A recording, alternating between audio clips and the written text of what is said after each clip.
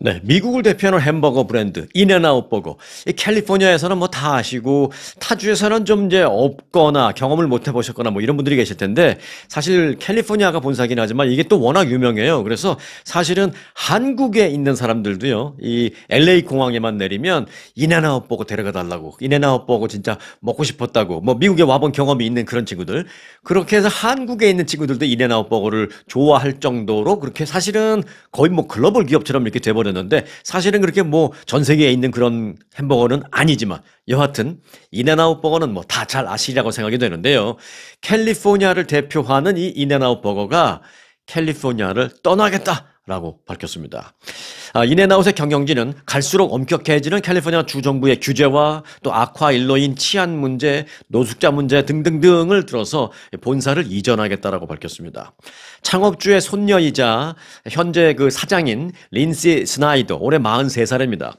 린시 스나이더 사장은 최근에 한 팟캐스트와의 인터뷰에서 본사를 테네시주로 옮기고요. 테네시주에 계신 분들은 좋으시겠어요. 네, 본사를 테네시주로 옮기고 자신도 그리로 이주하겠다라고 밝혔습니다. 스나이더 사장은 캘리포니아에는 좋은 점도 물론 많이 있지만 이곳에서 아이를 키우거나 또는 사업을 하는 데 있어서는 너무 나쁜 점이 많다. 너무 힘들다. 이런 얘기를 했습니다. 스나이더는 그 인앤아웃 버거 창업주 부부의 유일한 손녀입니다. 아버지 그리고 삼촌이 연이어서 일찍 사망하는 바람에 2010년도에 그때 당시 나이 20대의 젊은 나이에 사장 자리에 올랐습니다. 그렇지만 이제 아무리 젊었을 때 올랐지만 워낙 이제 똑똑하고 뭐 경영 능력이 탁월하다고 알려져 있어요. 그래서 인앤아웃을 지금까지 25년 넘게 성공적으로 잘 이끌고 있는 인물로 평가받고 있습니다. 젊은 여성 리더가 경영 리더가 탈 캘리포니아를 선언한 이유로는요, 더 강경해진 캘리포니아 주정부의 규제와 그리고 치솟는 범죄율 그리고 노숙자 문제 등등이 꼽히고 있습니다. 인앤아웃은 지난 77년 동안 캘리포니아에서 햄버거 운영을 해오고 있는데요. 미 전역에 한 420개 정도의 매장이 있는데 지금까지 77년 동안 단 한 개도 매장 문을 닫은 적이 없습니다. 그런 역사를 갖고 있던 인앤아웃이 딱 한 번 예외가 있었습니다. 그게 언제냐? 지난 3월. 창립 후 77년 만에 처음으로 오클랜드 지점을 영구 폐쇄하는 그런 단행을 했습니다. 오클랜드, 샌프란시스코에서 그 다리 하나 건너면 있는 동네죠.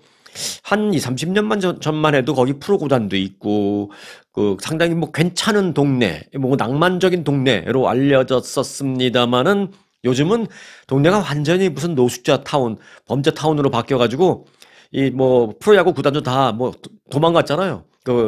야구, 오클랜드 애슬레틱스 야구구장, 도망갔잖아요. 그 라스베가스로. 그래서 이제 완전히 거의 뭐 노숙자 타운처럼 돼버린 게 이제 오클랜드인데 그 오클랜드의 매장을 인앤아웃이 역사상 처음으로 지난 3월에 문 닫은 바 있습니다. 강력 범죄와 노숙자들에 의한 피해를 견디지 못한 거죠. 인앤아웃은 그 햄버거 포장지와 그 음료컵 바닥에 아시는 분들은 아세요. 이제 햄버거 먹다가 이제 포장지 뒤쪽 그리고 음료수 컵 밑에 그리고 이제 프렌치 프라이스 담아주는 이제 종이로 되어 있는 그 플레이트 있는데 그 플레이트 뒤쪽에 이렇게 보면은 그 요한복음 3장 16절 구절이 있습니다. 뭐 제가 다 외우지 못합니다만은 뭐 하나님이 세상을 이처럼 사랑하사 뭐 독생자를 보내주시고 뭐 이런 내용 있죠. 네. 그런 내용이 그 포장지와 뭐 음료수 컵 밑에 바닥 뭐 이런 데에 써 있을 정도로 사실은 상당히 그 독실한 기독교적인 분위기에서 그 경영을 해오는 그런 캠페인입니다. 뭐 기독교적인 분위기에서 경영을 했다고 해서 그게 무슨 뭐 다 좋다 뭐 그런 얘기를 하려는 건 아니고요. 그래서 어찌 보면은 좀 보수적인 뭐 그런 면도 좀 있긴 있었습니다. 하지만 미국에서 대표적인 좋은 기업으로 인정받고 있는 것도 사실입니다. 지난해 인앤아웃은 직원들이 일하고 싶어하는 젊은이들이 일하고 싶어하는 미국 내 100대 기업 순위에서 6등 했습니다. 6등. 뭐 이 정도면 좋은 기업으로 인정해 줄 만하죠. 하지만 인앤아웃은 올해 그 캘리포니아 주정부가 최저임금을 급격히 올린 이후에 자본 건전성 유지에 강한 압박을 받고 있다는 얘기도 나오고 있습니다. 캘리포니아는 올해 4월, 지난 4월부터 그 대형 패스트푸드 체인점들만 대상으로 해서 최저임금이 시간당 $16에서 $20로 무려 한 번에 그냥 20% 인상을 하는 그런 법안을 통과시켜서 지금 그렇게 진행되고 있습니다. 현재 본사가 이 LA 인근 오렌지 카운티 그 어바인이라고 있습니다. 그 어바인에 인앤아웃의 본사가 있는데요. 내년부터 이제는 테네시주 프랭클린으로 이주를 하겠다라고 밝혔습니다. 캘리포니아주의 그 높은 최저임금 인상, 뭐 그것도 그렇다고 치고 그 외에도 높은 세금, 또 과도한 규제, 또 살인적인 생활비, 그다음에 치솟는 범죄율, 노숙자 문제 등등등 너무 많은 문제 때문에 캘리포니아선 더 이상 견딜 수 없다라고 선언하고 인앤아웃은 이제 떠나기로 한 것입니다. 사실 캘리포니아를 떠나는 기업들이 많이 있습니다. 뭐 개인들도 마찬가지고요. 저도 개인적으로 캘리포니아에 살다가 텍사스로 가셨다는 분들 또 여러 명 봤고, 또 캘리포니아에 살다가 뭐 또 네바다로 가셨다는 분들도 여러 명 봤어요. 또 네바다죠, 라스베가스. 근데 또 재밌는 건 라스베가스 가신 분들은 또 금방 또 돌아오시는 분들도 계시고, 여하튼 뭐 이렇게 좀 캘리포니아로 모이는 게 옛날에는 그게 참 그 특징적이었는데, 요즘 이제 캘리포니아를 떠나는 탈 캘리포니아가 이제 많이 늘어나고 있는데, 그래서 새로운 신조어도 하나 만들어졌습니다. 캘리포니아를 엑시트한다고 해서 캘렉시트라는 말 플러스, 이게 이제 그냥 한두 명 빠져나가는 것이 아니라 마치 엑소더스처럼 빠져나간다라고 해서 앞서 말씀드렸던 캘렉시트 플러스 엑소더스에서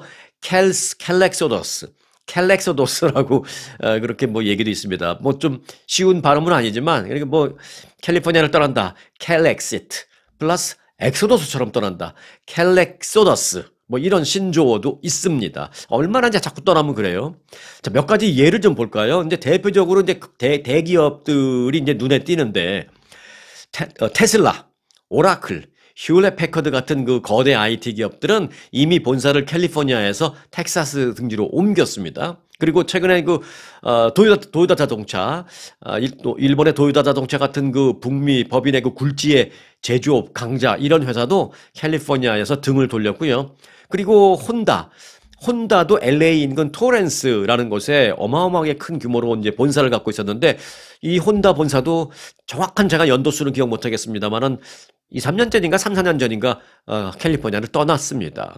그래서 이제 캘리포니아는 한때는 미국 내에서 기회의 땅이다라고 불렸습니다만은 어느 순간 치솟는 범죄율, 또 노숙자 문제, 이런 게 해결되지 못하는 상황에서 세금만 그냥 계속 부과하고 이런 상황이 되자 결국은 기회의 땅이 아니라 이제는 캘리포니아는 거대한 기업의 무덤이 되고 있다라고 하면서 기업들의 캘리포니아 탈출 러시가 이어지고 있는 상황입니다.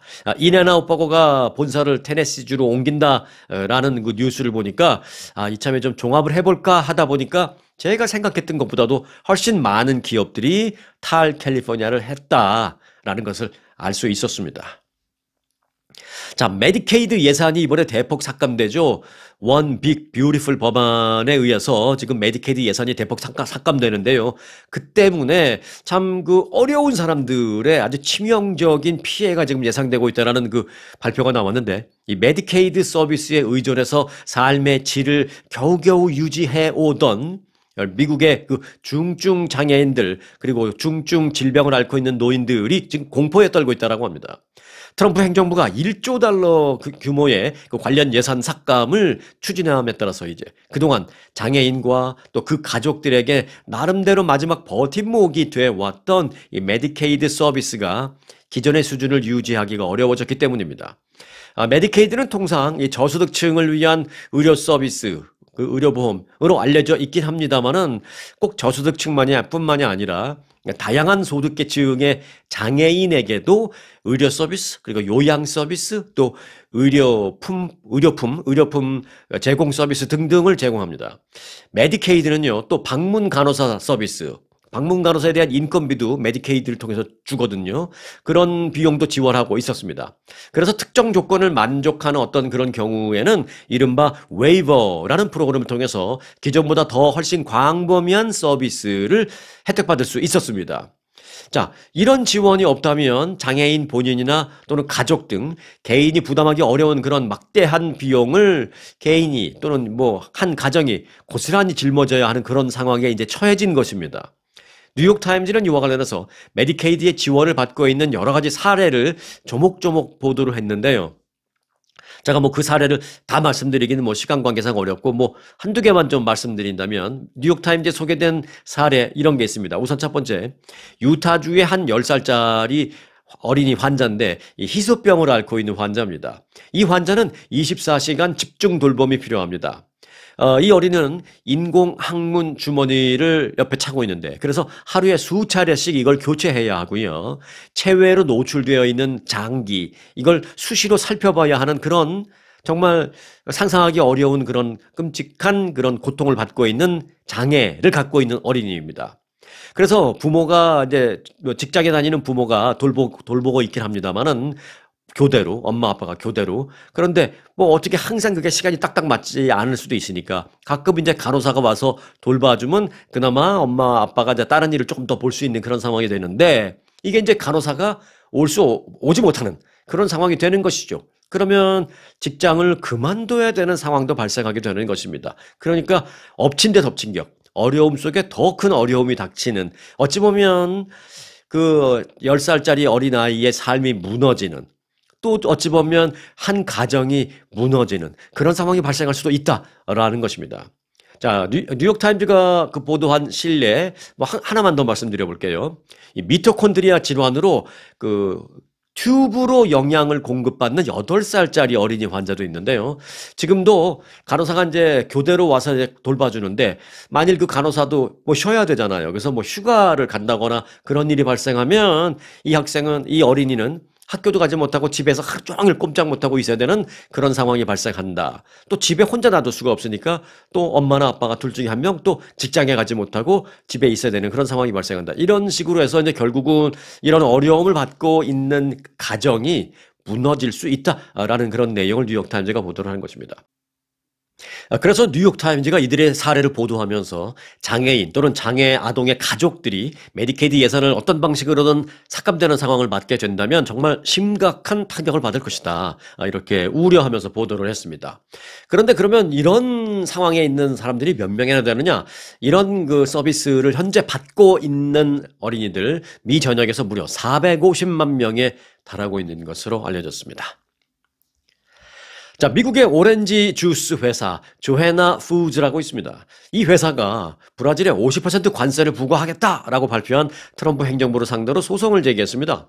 이 회사는 뉴욕에 있는 국제무역법원에 제출한 소장에서 트럼프가 발표한 브라질 관세 부과가 회사의 여러 가지 재정 상황이나 무역 상황을 어렵게 만들게 되고 또 오렌지 주스의 소비자 가격을 급격히 끌어올릴 것이다 라면서 소송을 제기했습니다. 조헤나 푸드는 관세로 인해서 연간 오렌지 수입 비용이 6,800만 달러 증가하고 또 소매 가격이 최대 25%, 즉 소비자들이 구입해야 하는 그 소매 가격이 최대 25% 인상될 것이다 라고 밝혔습니다. 그러면서 이제 이것은 비상경제 권한이라는 것을 발동해서 트럼프 행정부가 지금 이제 관세 부과를 하고 있는 것인데 그런 비상경제 권한을 부여할 수 있는 상황이 아니다 라면서 이제 소송을 제기한 것입니다. 자, 미국의 오렌지 주스 가격은요, 사실은 이미 많이 올랐습니다. 노동통계국 보도에 따르면 지난달 오렌지 주스 한 병의 미 전국 평균 가격을 보면 4달러 50센트 정도 됩니다. 여러분들이 계시는 곳보다 뭐 조금 쌀 수 있고 조금 비쌀 수 있지만 미 전국 평균이 오렌지 주스 한 병에 4달러 50센트. 지난해 그렇습니다. 그런데 지금 현재 보면 얼마냐? 지금은 이미 그보다 5.5% 더 올랐다라는 것입니다. 이게 이제 여러 가지 관세 영향을 벌써 받기 시작했다라는 것이죠.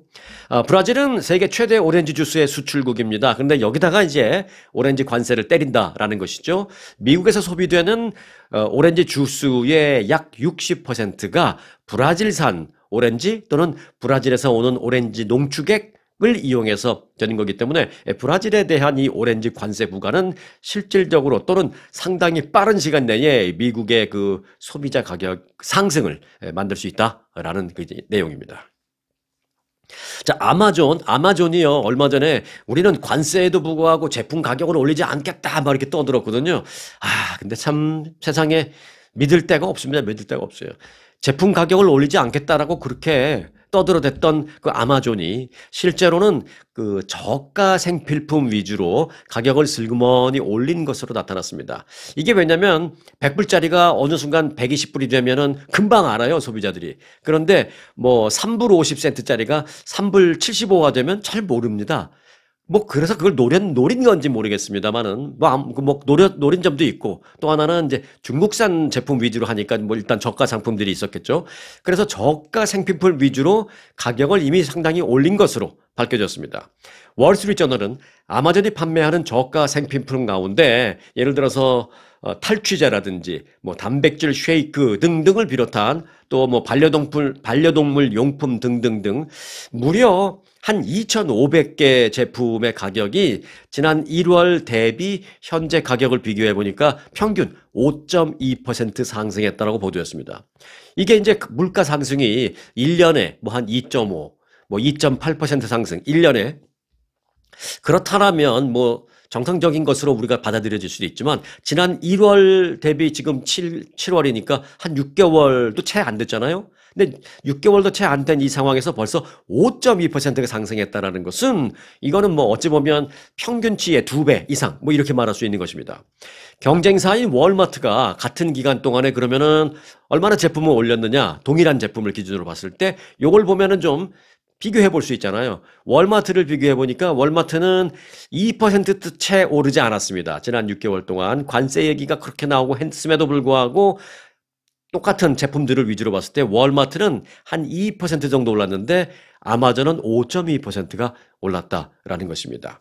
그래서 아마존이 최근 들어서 알게 모르게 저가 상품들은 별로 싸지가 않습니다. 자, 아마존의 그 제품 가격 인상은 트럼프 대통령의 관세 여파에 대비하는 차원으로 풀이되고 있습니다. 월스트리트저널에 따르면 아마존은 지난 2월 15일 자사 저가 상품들의 가격을 이미 큰 폭으로 인상했습니다. 앞서 같은 달 13일, 그러니까 2월 13일, 그러니까 올리기 이틀 전에 트럼프 대통령이 대부분의 미국 무역 상대국에 대해서 관세를 적용하겠다라는 그 시사하는 발언을 했고 또 그런 것에 대해서 행정명령을 서명을 했거든요. 2월 13일 그러자 바로 이틀 뒤에 2월 15일 날 곧바로 가격을 올렸습니다. 사실은 이틀 뒤에 가격을 올릴 만한 상황은 아니죠. 아무리 관세를 부과하겠다라고 트럼프 대통령이 사인을 했다 하더라도 그게 이틀 뒤에 가격 올릴 일은 아니거든요. 2달, 뭐 6달 뒤라면 또 좀 모를까? 이미 사인했을 때 행정명령 사인하고 관세 부과한다고 말할 그 시대에 그 시점에서 팔리고 있던 물건들은 이미 몇 달 전에 들어온 물건이니까 관세와는 전혀 상관이 없는 건데 슬그머니 올려버린 것입니다. 더 얄미운 건 그래놓고 누가 물어보지도 않았는데 우리 아마존은 관세에도 불구하고 가격을 안 올 겁니다. 뭐 이렇게 떠들어버린 거야 자기들이. 그러니까 완전히 이율배반적인 말과 행동을 보인 거죠.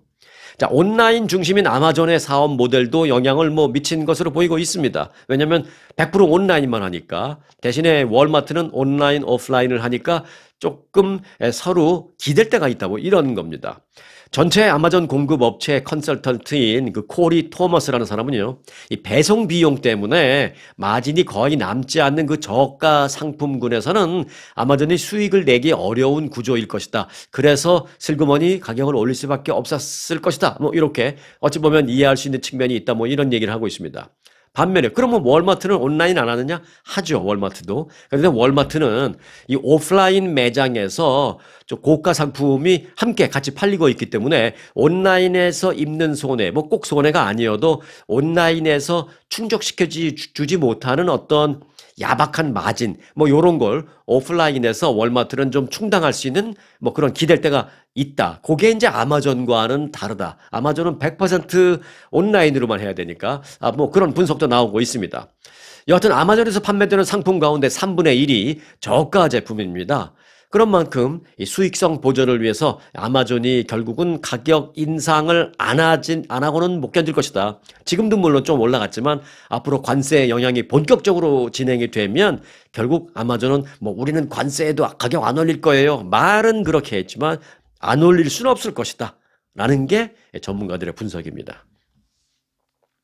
네, 이번엔 좀 부자들 얘기해 볼까요? 뉴욕의 그 전통 부유층을 일컫는 말이 있습니다. 올드 머니. 라고 하는데요. 연령대도 좀 있고, 그리고 오래전서부터 전통적으로 부잣집으로 내려오고 있는 그런 계층, 이런 사람들 이제 올드머니라고 부르는데, 그 올드머니 사람들 사이에서 초고가, 아주 초고가 맞춤형 택배 서비스가 요즘 큰 인기를 끌고 있는 것으로 전해졌습니다. 택배 하면 뭐 대한민국이 최고죠. 택배 비용이 비싼지 싼지는 제가 뭐 한국과 미국을 제대로 비교를 해보지 못하겠습니다만은 한동안은 한국의 택배 서비스가 저 정도면 참 싸다라는 생각도 했는데 뭐 요즘은 꼭 그런 것 같지도 않고 여하튼 뭐 가격을 떠나서 한국의 강점은 택배 서비스 그야말로 퀵 서비스라고 할 정도로 빠른 게 강점이잖아요. 그런데 뉴욕에서 이 초부유층을 상대로 하는 택배 서비스가 탄생했는데 이건 빠른 것도 빠른 거지만 가격이 엄청납니다. 최근 뉴욕의 부유층 사이에서 고급 배송 서비스 타트 택시라는 게 생겼습니다. 타트 택시, TOTE. 우리가 뭐 여성분들 백 들고 다니는 백도 타트백 뭐 이런 거 있잖아요. 뭐 에르메스 타트백, 샤넬 뭐 한국말로 하면 토트백. 예. 그 이름을 앞에 넣었어요. 토트 택시. 이 토트 택시는 그 뭐 예를 들어서 내가 어디를 가다 생각해 보니까 내가 열쇠를 깜빡 안 갖고 왔네. 그럼 뭐 집에 가서 뭐 열쇠 갖다 주세요. 아니면 뭐 열쇠를 좀 빨리 가서 카피해 주세요. 그리고 내가 약국을 가고 있는데 내가 처방전을 놔두고 왔네. 그러면은 우리 집에 가서 누구한테 처방전 좀 우리 회사로 좀 갖다 주세요. 뭐 그런 거라든지. 골프 치러 갔는데 가만 보니까 내가 드라이버하고 이런 것만 잔뜩 신경 썼지. 어제 내가 밤에 리빙룸에서 연습하고 리빙룸에 이렇게 놔뒀던 퍼터를 그냥 놔두고 왔네. 막 이런 게 있을 때 급하게 빨리 필요할 때 그런 걸 얘기해주면 빨리 갖다 준다라는 것입니다. 뭐 음식만 딜리버리 해주는 것이 아니라 내가 아차 싶을 때 빨리 필요한 그런 것들 또 물론 음식 배달도 해줍니다. 그래서 그런 어떤 나의 소지품을 대신 전달해주거나 그런 것은 아니면 음식 배달도 해주는 등 어찌 보면은 심부름을 빨리빨리 해주는 일종의 퀵 비서형 서비스 뭐 이런 것입니다. 그런데 기본 요금이 있어요.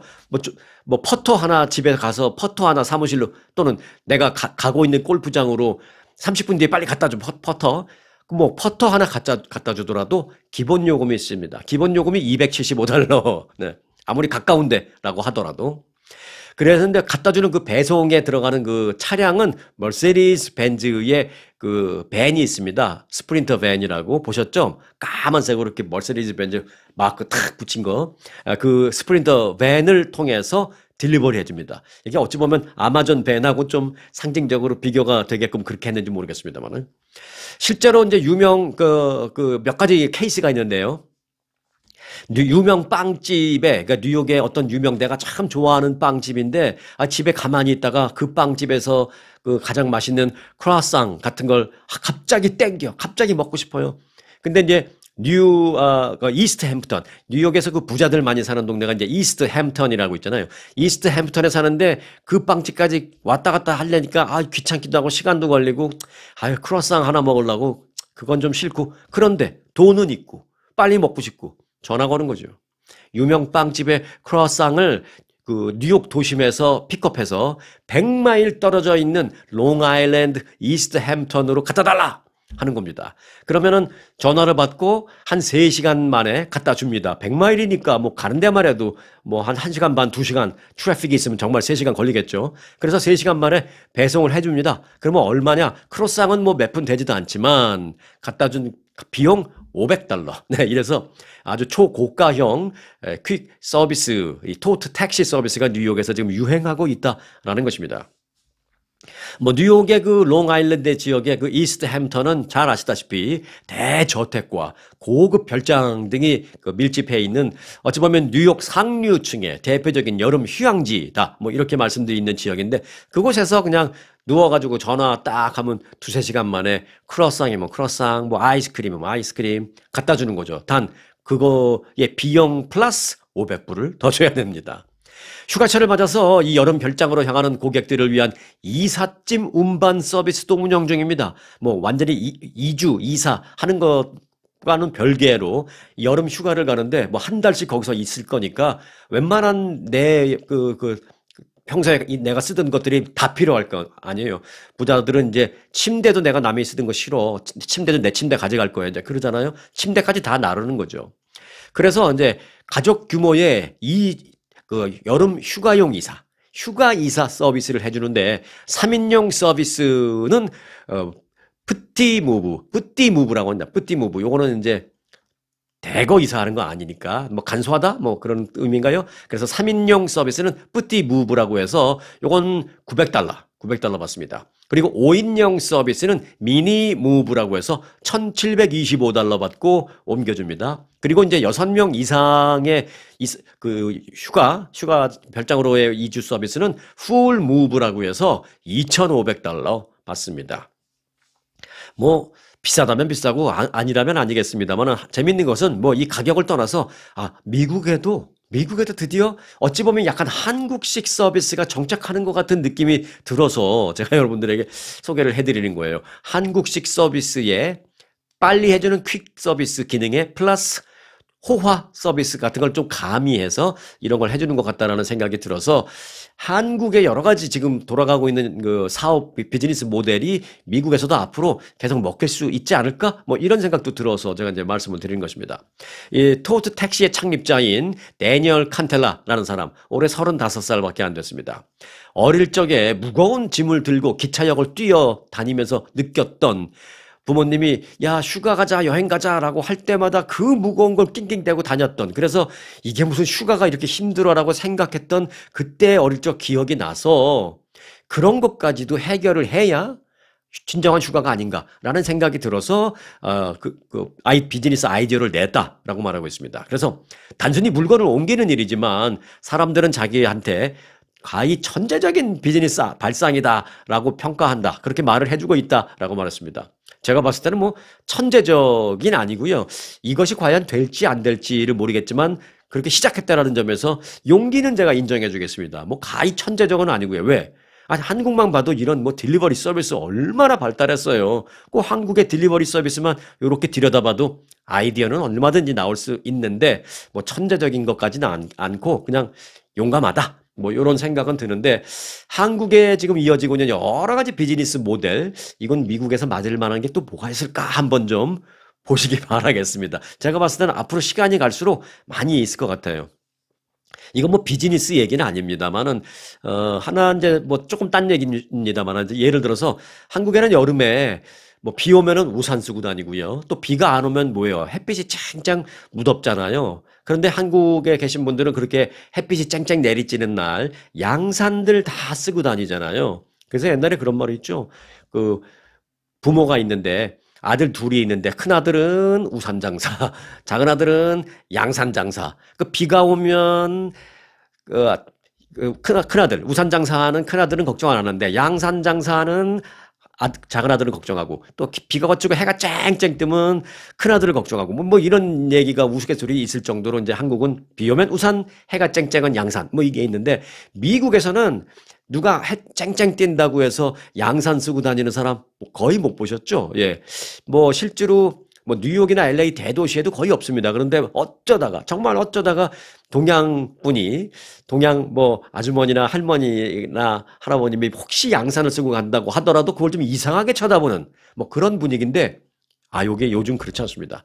어젠가요? 그젠가요? 제가 뭐 소개는 안 해드렸습니다만 뉴욕타임즈에도 그 기사가 났어요. 우리도 이제는 여름에 양산을 써야 한다라는 제목으로 그 기사가 났습니다.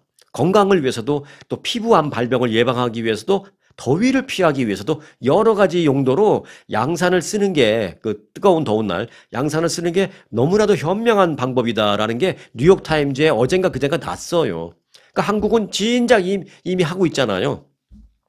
그래서 이제 한국에서 그런 여러 가지 벌어지는, 또 지금까지 우리가 아무 생각 없이 하고 있거나 또 우리가 보고 있거나 하는 것들이 미국에서 이제 점차적으로 좀 벤치마킹 하게 되는, 좀 따라하게 되는 그런 게 분명히 많이 있을 것이다 라고 생각을 하게 됩니다. 한번 비즈니스 모델 한국 거 여기다 갖다 써서 할 게 뭐가 있을까 한번 또 생각해 보시기 바라겠습니다.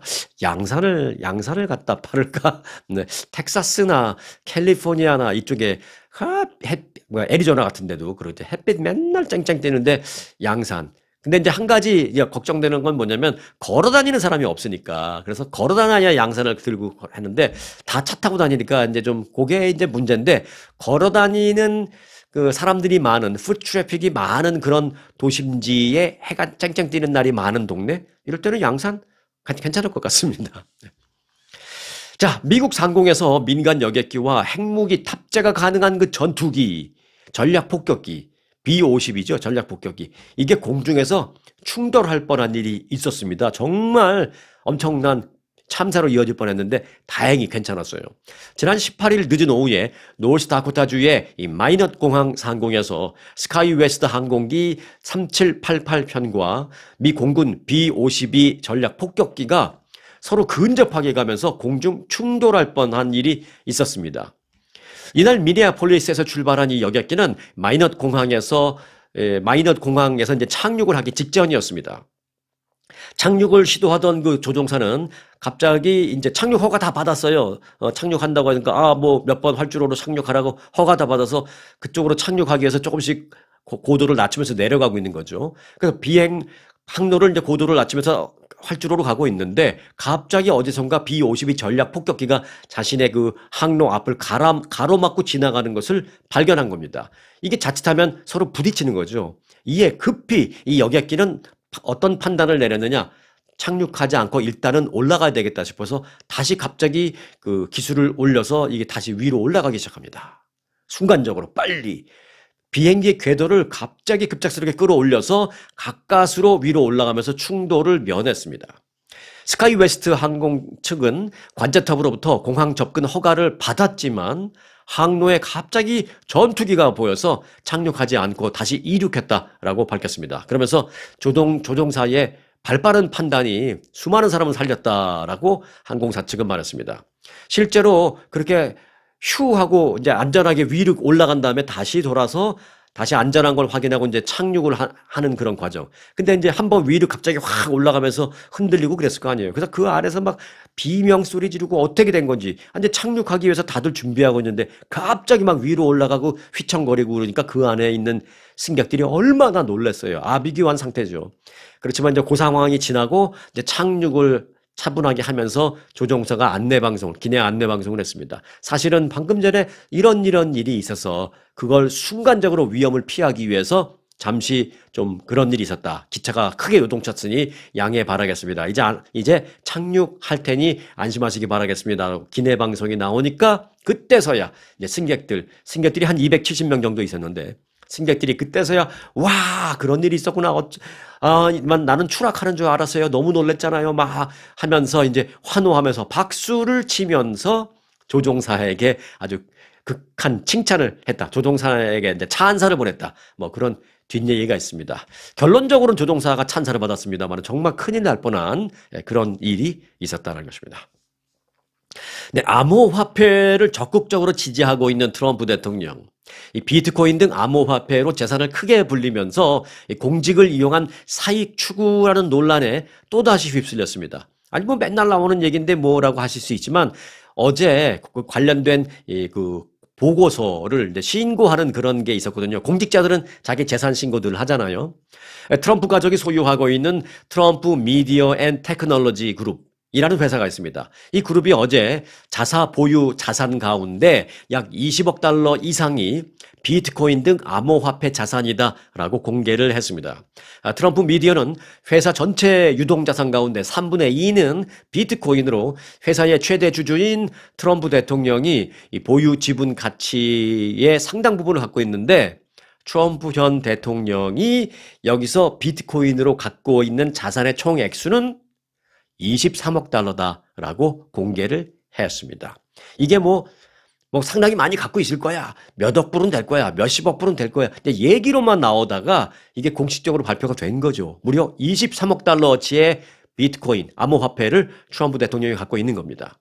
한편 트럼프 대통령은 이 암호화폐를 통해서 실제 수익을 창출한 바도 있죠. 그가 그 아들들과 함께 설립한 암호화폐 관련 회사도 있습니다. 그 회사의 이름은 월드 리버티 파이낸셜.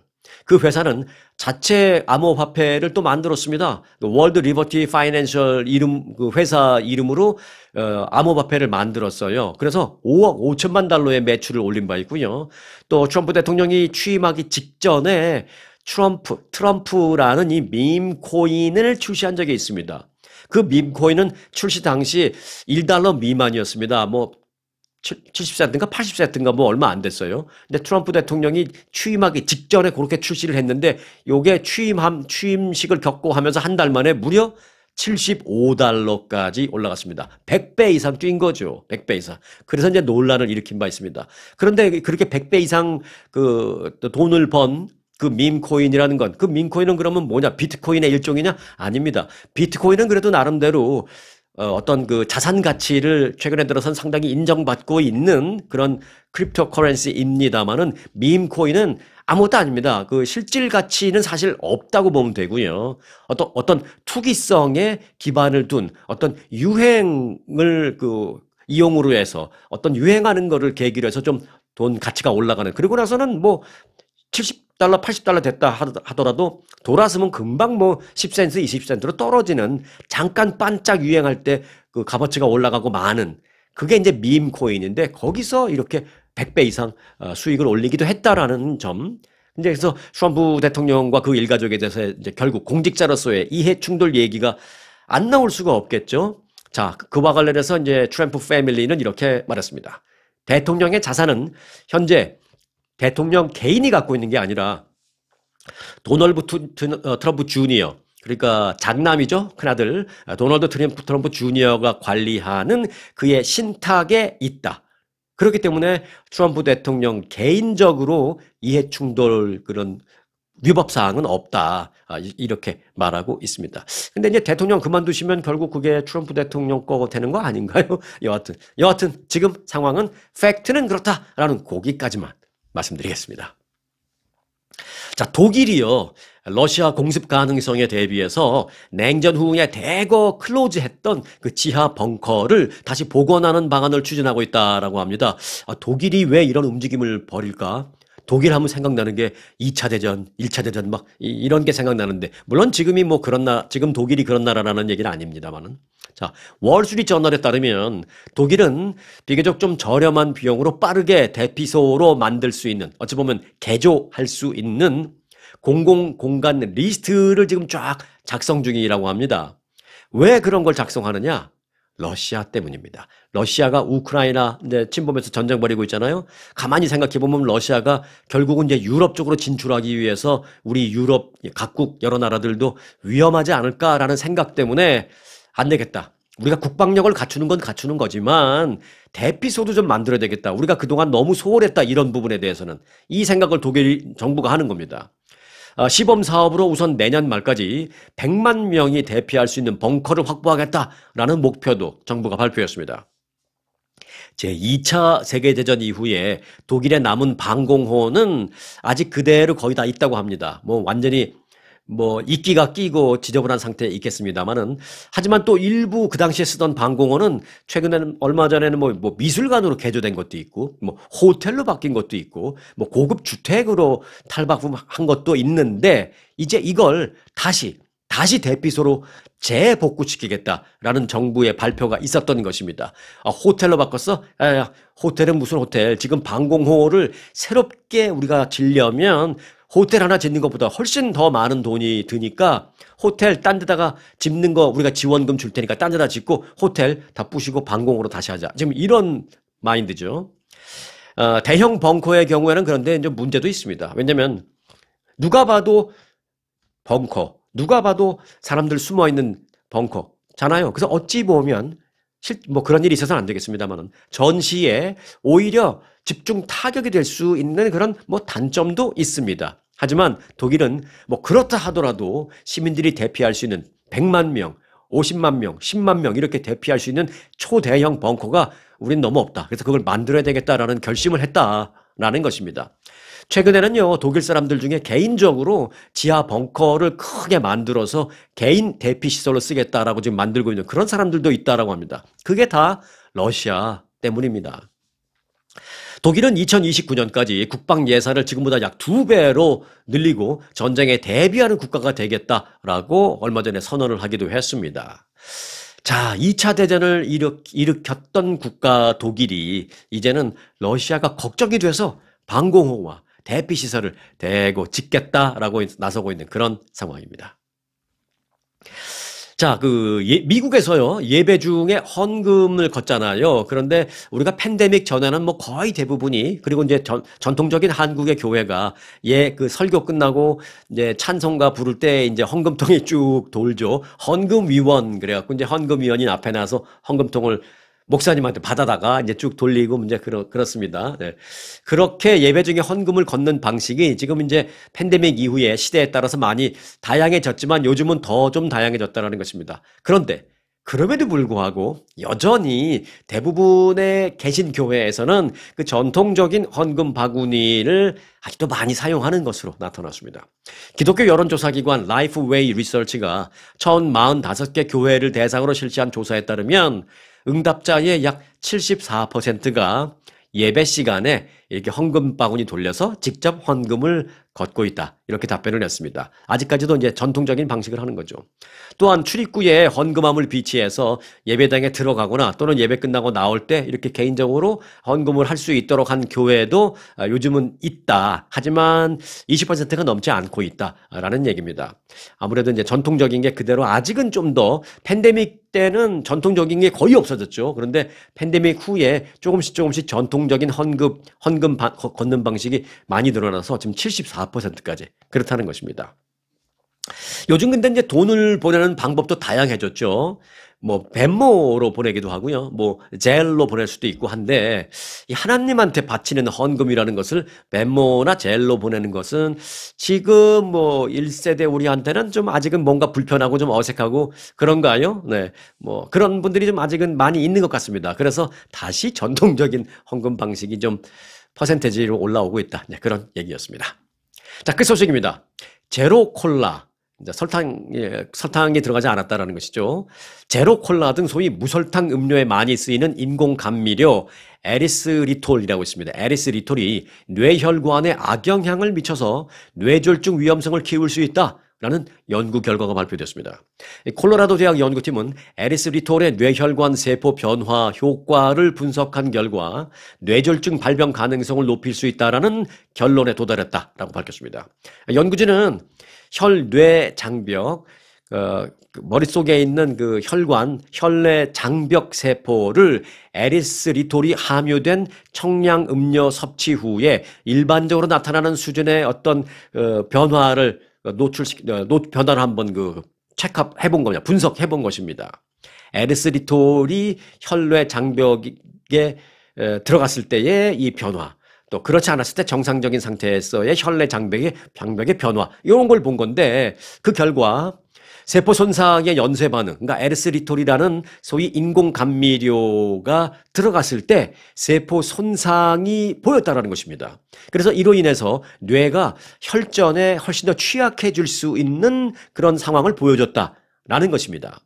건강한 혈관은요, 장기에 더 많은 혈액이 필요할 때 확장되고, 그러니까 뇌 속에 혈액이 많이 필요하다고 판단이 된다면 확장이 돼서 피를 더 많이 받아들이고, 또 필요가 적을 때는 좀 수축을 해서 소위 좀 땡겼다, 좀 덜 땡겼다는 교통 통제관 같은 역할을 합니다. 그 건강한 혈관은. 그런데 연구 결과 이 에리스리톨이라는 인공 감미료는 산화질소 생성을 감소시켜서 이러한 중요한 그 교통 통제관으로서의 시스템 기능을 교란시키는 것으로 나타났습니다. 그 결과 혈관이 과도하게 수축되거나 과도하게 늘어나거나 이런 좀 필요한데 늘어나야 되는데 안 늘어나고 수축하고 또 수축돼야 되는데 오히려 늘어나고 이런 그 교란이 발생한다라는 것입니다. 엉뚱한 짓을 한다는 것이죠. 엉뚱한 짓. 그래서 산소와 영양분 공급이 제대로 공급이 안 되고 교란 작용이 발생해서 혈전도 발생하고 또 치매로도 이어질 수 있고 이런 일을 한다라는 것입니다. 인공 감미료가. 자, 이런 불균형은 뇌의 혈관을 막는 혈전으로 인해서 발생하는 허혈성 뇌졸중을 발생시킬 수 있다는 것입니다. 자, 연구팀은 이번 연구로 일반적으로 안전하다라고 여겨지는 무설탕 인공 감미료들이 건강에 해로운 영향을 미칠 수도 있다라는 증거를 우리는 밝혀냈다라고 이제 콜로라도대 의대 연구팀이 설명을 했습니다. 자, 제로 콜라다, 무설탕이다라고 해서 100% 안심하지 마시기 바라겠습니다. 이런 연구가 하나 나왔다고 해서 절대 오늘부터 당장 끊으세요라고 말씀드리기도 어렵지만 그렇다고 제로 콜라다, 무설탕이다라고 해서 너무 100% 안심하지 마시기 바란다라는 말씀을 드리고 싶다라는 것입니다. 자, 오늘도 건강한 하루들 되시길 바라겠고요. 오늘 영상 여기서 마칩니다.